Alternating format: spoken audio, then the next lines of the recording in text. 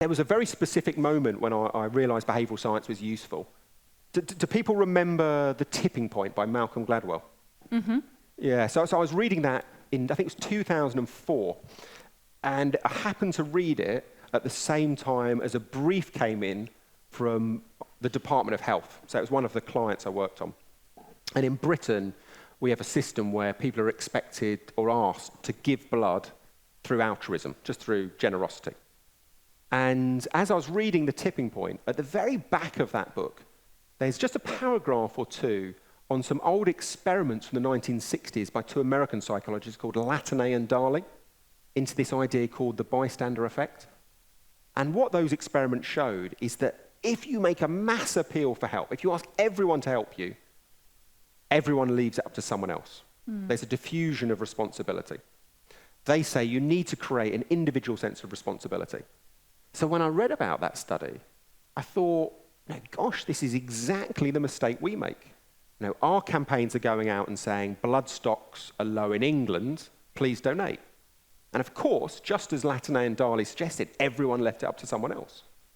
So when I read about that, I went and spoke to the creative agency. It was 2004, brilliant guy called Charlie Snow. And I said to him, why don't we change the creative and stop saying blood stocks are low in England, and let's tailor it to small towns. Blood stocks are low in Brentwood or Basildon or Birmingham, London, whatever it was.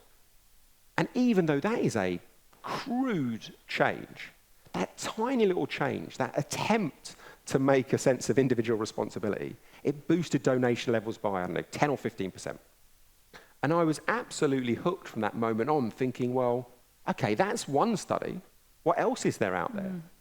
And I was completely confused that there were thousands of studies, but no one in the agency world, certainly where I was working, was talking about these studies. They all thought that academia was this, abstract, irrelevant area, irrelevant to the hard-nosed commercial world.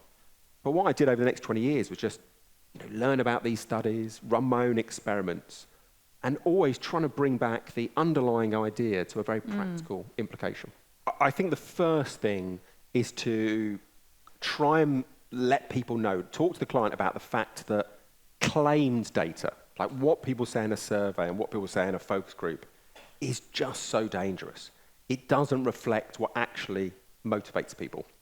So if you think back to the study we talked about with Robert Cialdini and the towels and the hotel, now that is a very famous study, but there's actually a follow-up that's less well known. So Cialdini gets his initial results, he works with the cleaners, he observes what actually influences behavior, and then he does a more standard market research technique. He sends out a survey to a new group of people and says, imagine you're in a hotel, imagine you saw these three messages. Which of the three would influence you most? Now, what do you think most people claimed? Yeah, absolutely, by a long shot. Everyone said they'd be influenced by the environment. Everyone said they wouldn't be affected by social proof. The exact opposite of the reality. So what a psychologist would say is be very skeptical about claims.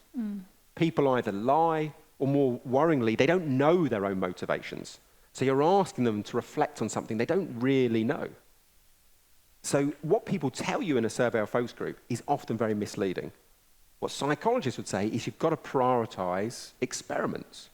If you're a client or you work at a supermarket, don't think about having 100 stores. Think that those stores are 100 laboratories. Randomize them into two groups. Test a social proof message. Test a price relativity message. And it's real, live field experiments. That's what gets the truth. And if you can persuade your client of that, then I think it becomes much, much easier to get them to buy into these studies.